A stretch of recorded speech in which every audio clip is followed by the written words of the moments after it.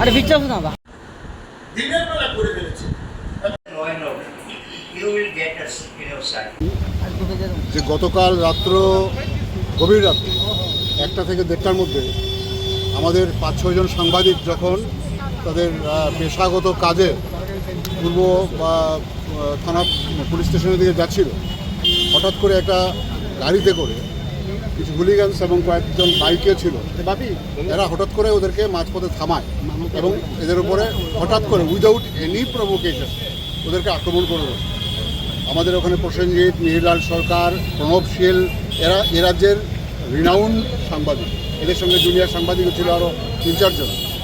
মানে যতটুকু সম্ভব ওদেরকে মারা হয়েছে, রাস্তায় ফেলে পেটানো হয়েছে, মানে রক্তাক্ত করা হয়েছে। আমাদের সাংবাদিককে আপনার স্ক্যান করতে হয়েছে ওই রাত্রেবেলায়। ওখান থেকে পূর্ব থানাতে এই বিষয়টা যাবার পর পূর্ব থানার পুলিশ এগিয়ে আসে এবং পূর্ব থানার পুলিশ এসে ওরাই একজনকে ধরে রেখেছিল, গাড়ির ড্রাইভারটাকে, বাকিরা পালিয়ে গেছে। ড্রাইভারটাকে ওরা পুলিশের হাতে তুলে দেয় এবং ওকে ডিটেইন করা হয়েছে। আমরা এই বিষয়টাতে ভীষণ বিক্ষুব্ধ, কারণ একের পর এক এই রাজ্যে ঘটনা ঘটে চলেছে।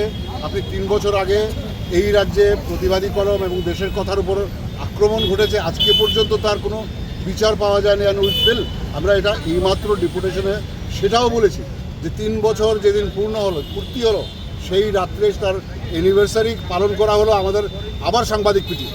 So this is a regular incident of the state and regular incident of the city.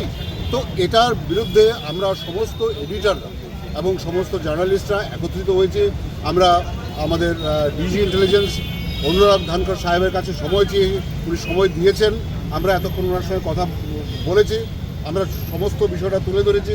By this time উনি জানিয়েছেন যে গতকাল রাত্রে যে 3 জন কালপ্রিট আমাদের যুব মোর্চার নাম নিয়ে আমাদের এই সাংবাদিকদের উপর আক্রমণ করেছে, রক্তাক্ত করেছে, পিটিয়েছে, অপমানিত করেছে, ক্যামেরা ভেঙেছে, মোবাইল ভেঙেছে, তাদেরকে গ্রেপ্তার করা হয়েছে। 3 জনকে ইতিমধ্যে গ্রেপ্তার করা হয়েছে এবং বাকিদের সার্চ করছে পুলিশ এবং ইমিডিয়েটলি ব্যবস্থা করবে। আমরা বলেছি 48 ঘন্টার মধ্যে যদি পুলিশ তার সর্বোচ্চ ব্যবস্থা এই সমস্ত ক্রিমিনালের বিরুদ্ধে না নেয়, তাহলে আমরা রাজ্য জুড়ে আবার আন্দোলনে নামব। কারণ গণতন্ত্রের চতুর্থ স্তম্ভ যদি আক্রান্ত হয়, আমি মনে করি গণতন্ত্রের কোনো অস্তিত্ব কোনো রাজ্যে থাকে না। এই রাজ্যের শীর্ষে একজন অত্যন্ত স্বচ্ছ ভদ্রলোক মানুষ আছেন মুখ্যমন্ত্রী হিসাবে।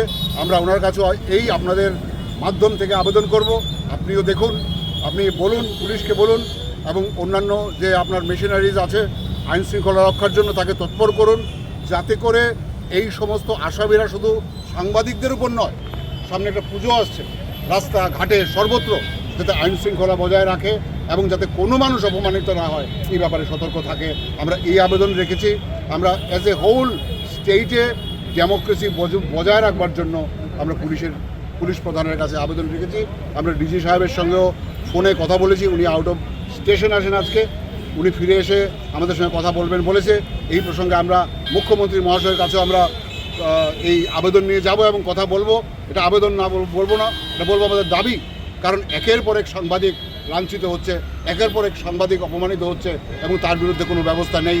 এবং নেশার অত্যন্ত বেশি প্রাদুর্ভাবের কারণেই এই সমস্ত ঘটনাটা ঘটছে বলে, মাদকের প্রাদুর্ভাবের কারণেই ঘটনাগুলি ঘটছে বলে আমরা বিশ্বাস করি। সমূলে উৎপাদিত করবার জন্য আমরা অনুরোধ রেখে এসেছি। এখানে সব সিনিয়র সাংবাদিকরা ছিল, সিনিয়র এডিটররা ছিল, উনি আমাদের এশিওর করেছেন। আমরা আবার বসবো, এই ওনার থেকে সিদ্ধান্ত নিলাম, আমরা ওনার মতামত জানলাম এবং শুনতে পেয়েছি 3 জন অ্যারেস্ট হয়েছে। এরপর আমরা বসে তারপর আমরা পরবর্তী সিদ্ধান্ত নেব। যদি প্রয়োজন হয় আমরা রাজ্যব্যাপী আন্দোলন করবো এর বিরুদ্ধে।